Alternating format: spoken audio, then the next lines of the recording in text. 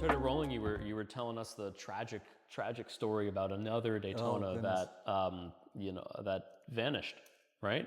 Yeah, well, that's about as special a Daytona as there is, I guess. But it was a Paul Newman from, I think, '69 or '70. But it was, I wore it. I went to Three Rivers, Trois Rivières in Canada, which is famous for having things stolen out of the pits.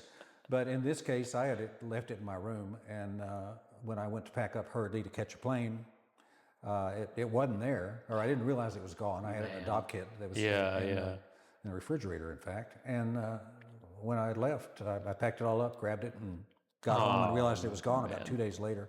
Wow. Called the hotel, of course. Insurance paid for it, but not the full value. Yeah. But that was a shame to lose that watch. Was that one that you went and purchased personally for yourself? Yes, Yeah. Man, that's such a bummer. And then there was a replacement that. Well, yes, the fellow I purchased the first one from said he could find me one, and I said okay, and he did find it. It looked fine to me. Yeah.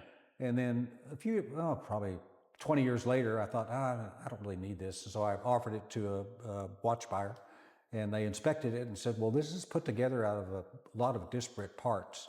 And so the value was, astronomically reduced. Yeah. So anyway, I had that watch, and I wound up selling it to a friend. Yeah.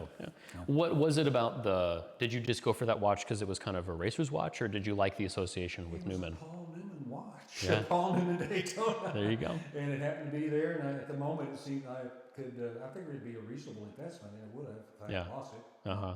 Yeah. Did you ever meet Paul Newman?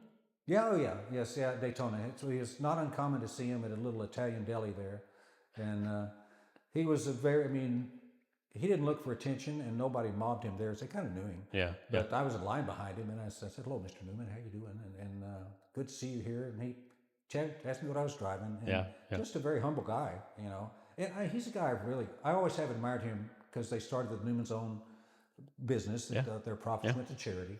They also support a big youth camp in Florida also.